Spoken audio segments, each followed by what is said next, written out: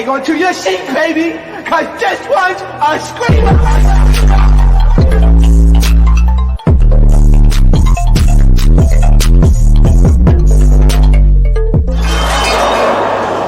Are you not entertained?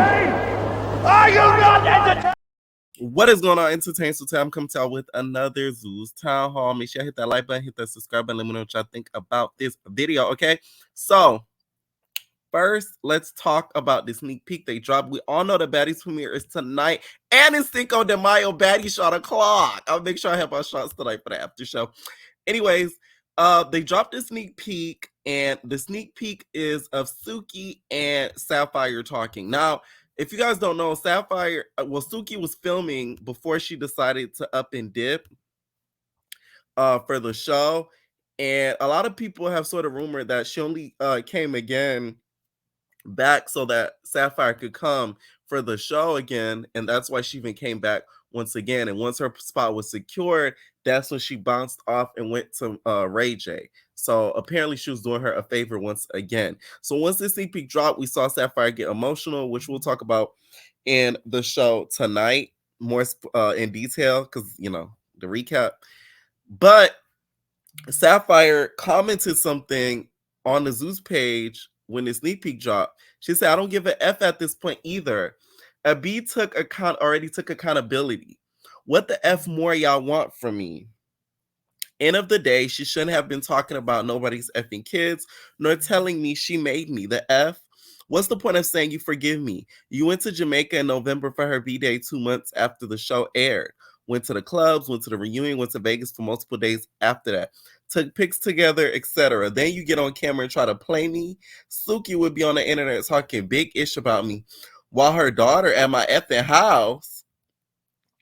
And the fans fed into that ish because she know I ain't the type to go on the internet airing info. And then all that ish was cap. I brought Suki to Zeus, not the opposite way around. I'm tired of letting false narrative slide. I literally just buried my brother hours ago and I don't have the patience for no more BS.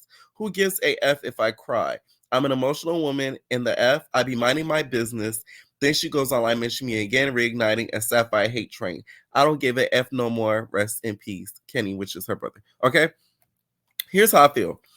I do feel like Suki is a little bit weird for acting like this on camera after the whole situation and they've made peace about it. Because if you're going to forgive her, forgive her. Don't halfway forgive her and guilt trip her on camera, but then off camera, we cool and copacetic, but you keeping the image up to the fans that you still feel away, because that's only going to make it worse for Sapphire, because the fans, y'all know how the fans get. They're very obsessive and annoying. They're going to start bullying Sapphire and start bashing her online. So I do get where she's coming from. Now, what I think is pure cap, that's on your head, is that you brought Suki to Zeus. Sapphire, please. I don't believe that for a day. Okay? I think the cap is on her head heavy in regards to that. I just don't believe it. It's the cap for me. Yeah, the cap is on your hair, on the top of your head. The cap is the on wig your is the hair. cap. Okay? Because it's like, who's Sapphire to Suki? Like, you get what I'm saying? Like, Suki's known. Like, Sapphire, she was on Love Hip Hop, but it's like, Suki's like more known. Like, Zeus would probably know her before Sapphire. I just don't see how that could have been possible. But I do get her frustrations. But Sapphire, all of this wouldn't happen had you swung on ET.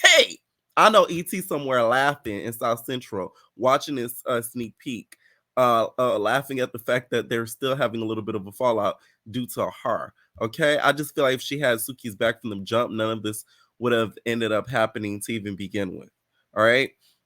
Next, I wanted to get into, you guys, is Jayla's interview with Mehgan. Before then, I want to show a small clip. Shout out to Baddies Inc., where Jayla talked about her mark and how she might have to get surgical procedures done to be able to remove that mark. I'm sorry, but something would have had to happen to her family. Because, not surgery. This is what it looks like now. I feel like it has a little bit of a keloid right here. So I probably will have to get I I probably will have to get scar removal or like some type of like something to like just even that back out. But you said what? Y'all, she said what happened? Oh my God. This girl with gingivitis bit me. And she left that scar. Her mouth was dirty. I had to get a tetanus shot. Oh my God. While we was on the show. That is crazy. Yeah. She looked like the corpse bride. If you Google the corpse bride, that's her. I'm serious. Oh, I gotta look at it. Like a little gremlin. And like a scar. Okay. Might bite him, okay? That Jayla got bit like that dog bit that veterinarian that was trying to get a dog to shot. Now let's talk about this interview with Mehgan. It was pretty short. It wasn't a whole lot of tea being spilled in the interview. So Mehgan starts off with like general questions, like a name them type of game. She asks about hygiene. I'm kind of glad that she didn't just say a random name to be funny, and the girl didn't actually have bad hygiene. So that kind of made me respect Jayla a whole lot.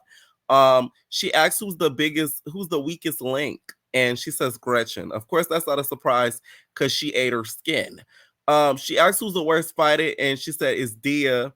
And then Mehgan starts to talk about her and Natalie's friendship. Now, this is what gagged me. I didn't know her and Natalie was that much close and Cookie Crunch girlfriends at a point in time. Because from what we've seen from a fan perspective side, it looked like these two were like frenemies. It didn't look like these two confided in each other about personal information and she would go to her for advice. I'm like, what? Now, that part shocked me. I ain't gonna lie. I said, this is news to me. And I didn't know that. Okay. Now, she said she was mad because she didn't invite her to her wedding. I think Mehgan meant baby shower because didn't Natalie get married like years ago? Because she said because of Angel Brink, she didn't get invited.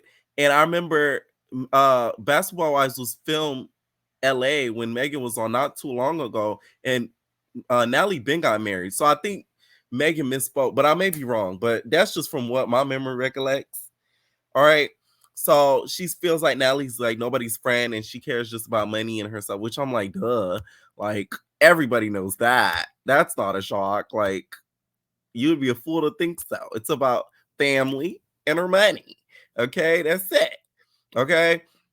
Now, Jayla says that she no longer talks to Krishan and that she's like impressionable, but she said it was no fallout, but they just don't speak. Okay, there are some people in life where like y'all don't fall out, but like y'all just don't talk anymore.